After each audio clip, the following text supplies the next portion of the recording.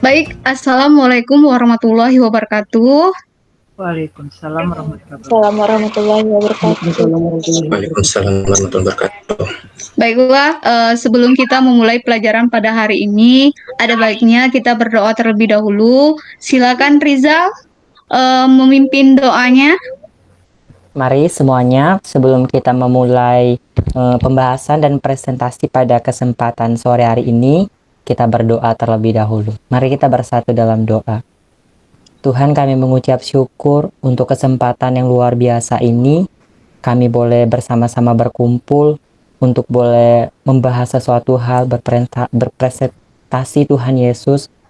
Kau berkati, biarlah jalannya presentasi kami ini boleh berjalan dengan baik, berikan jaringan yang terbaik, agar dari awal, pertengahan, hingga akhirnya presentasi kami boleh berjalan dengan baik. Berkati kami sebagai murid, berkati guru, dan juga berkati para dosen. Biarlah apa yang kami pelajari pada kesempatan hari ini, boleh kami mengerti, boleh kami pahami. Terima kasih Tuhan, kami berdoa. Amin.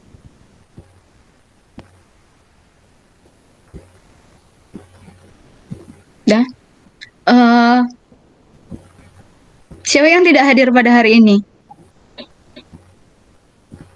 Kayaknya masuk semua ya. Iya, masuk semua. Yang tidak masuk hari ini, Nak? Masuk semua? Oke.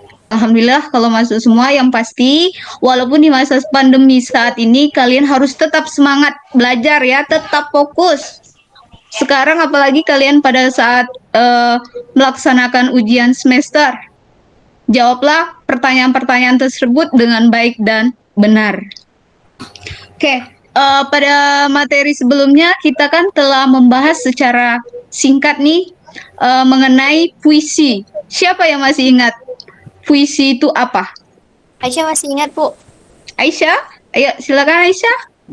Kalau puisi adalah salah satu karya sastra yang memiliki bahasa yang indah dan syarat makna dan bersifat imajinatif.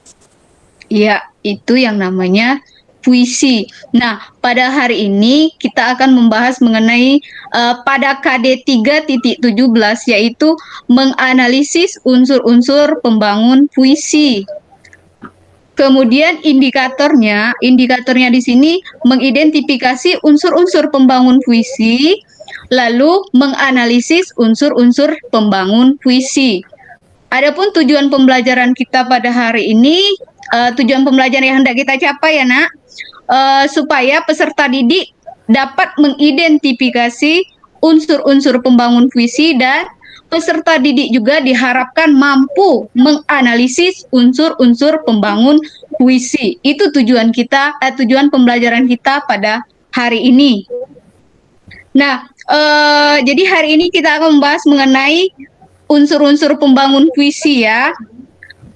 Kalau dikaitkan puisi ini dalam kehidupan kita sehari-hari,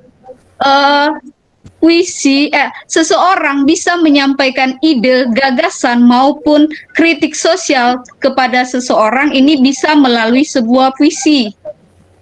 Karena puisi kan disajikan dengan bahasa yang indah kan, namun sopan. Itu kalau dikaitkan dengan kehidupan kita sehari-hari. Baik, kita langsung saja ya, kita masuk ke materi kita hari ini, yaitu mengenai unsur-unsur pembangun puisi.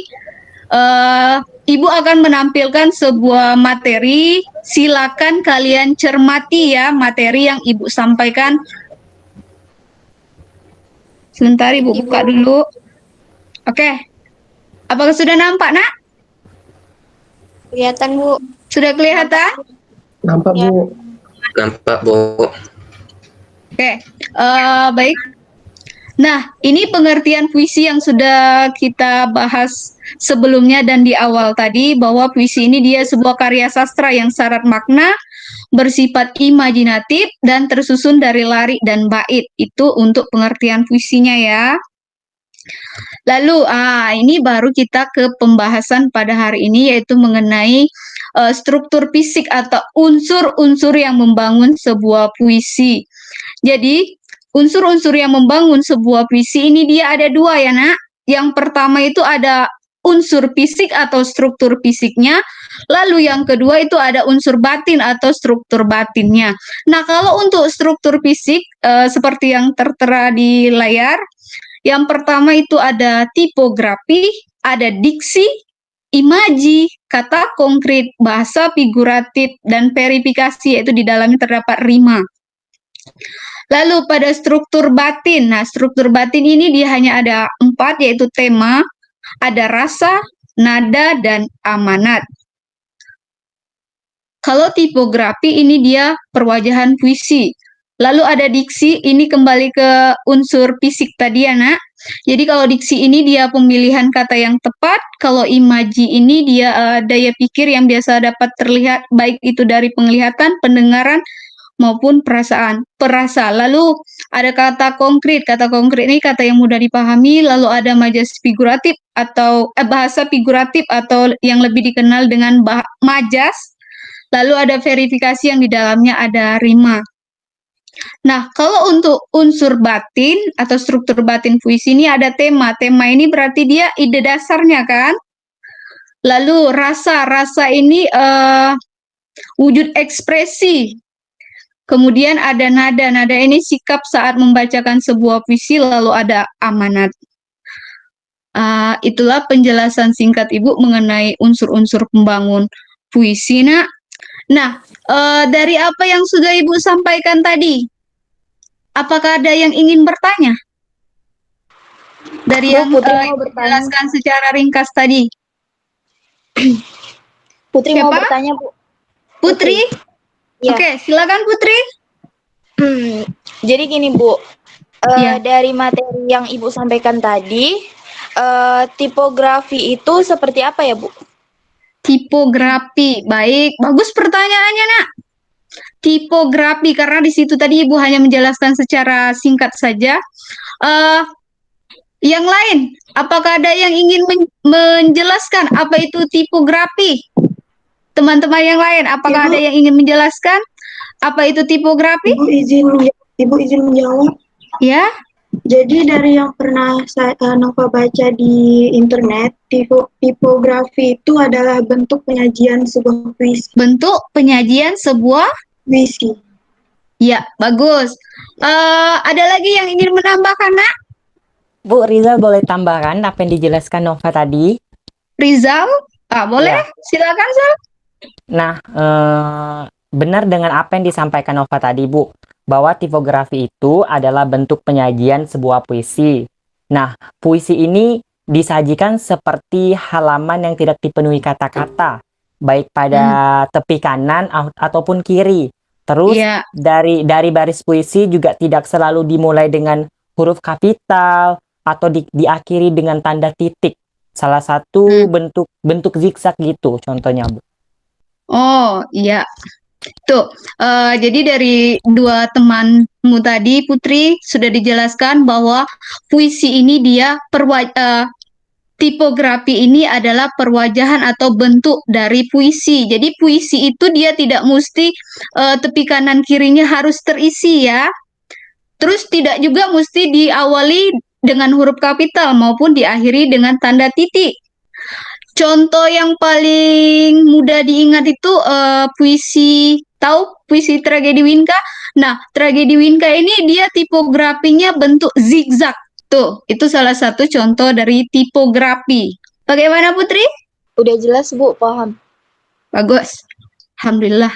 Baik, Ibu akan membentuk sebuah diskusi kelompok. Nah, kita gunakan kelompok yang sudah kita bentuk sebelumnya saja karena kita terdiri dari 11 orang ya nak. Jadi ada 2 kelompok ini terdiri dari 4 orang dan 1 kelompok ada yang 3 orang.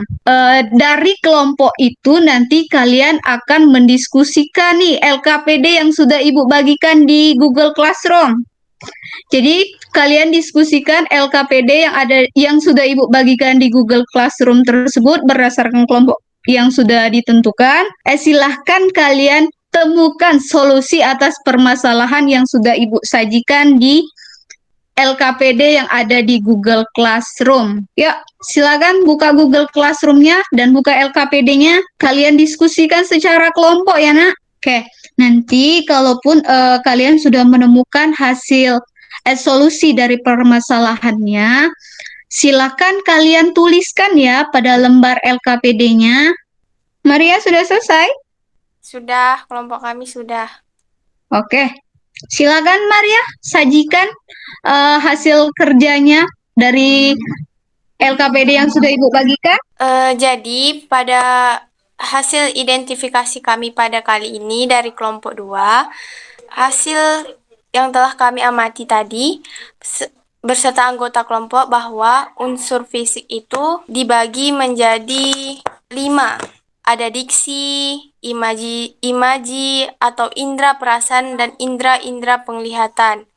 Yang ketiga, rima. Keempat, bahasa figuratif. Yang di dalam puisi itu sering ada kan yang namanya majas. Terus yang kelima ada tipografi. Ada unsur fisik, berarti ada juga unsur batin. Di unsur batin itu juga terdapat tema.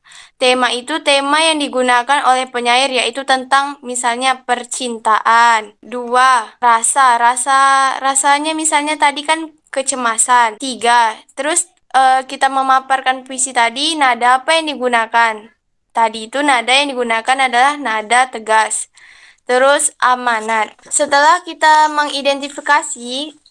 diidentifikasi kita mendapatkan hasil analisis melalui unsur-unsur pembangunan pada puisi penerimaan. Jadi hasil analisis tadi untuk unsur fisik kita dapat bahwa diksinya dalam puisi penerimaan, penyair menggunakan beberapa pilihan kata yang digunakan dalam puisinya. Maksudnya, dalam kata-kata tersebut mudah dipahami dan menggunakan makna denotatif. Makna denotatif itu makna yang sebenar-benarnya, yaitu pada kata, kalau kau mau kuterima kembali dengan sepenuh hati, atau aku masih tetap sendiri. Terus ada unsur fisik yang kedua, imaji. Itu indera penglihatan.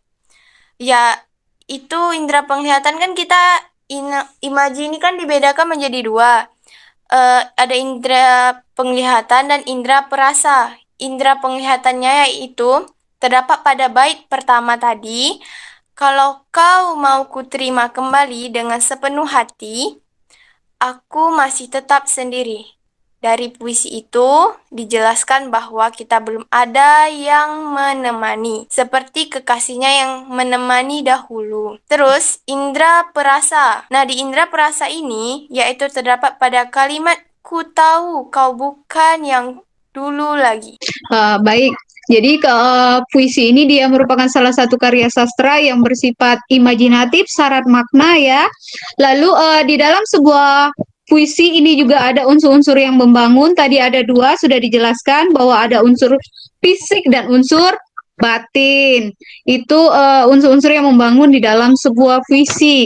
Nah, sudah paham? Ada yang ditanyakan, Bu. Kami udah paham.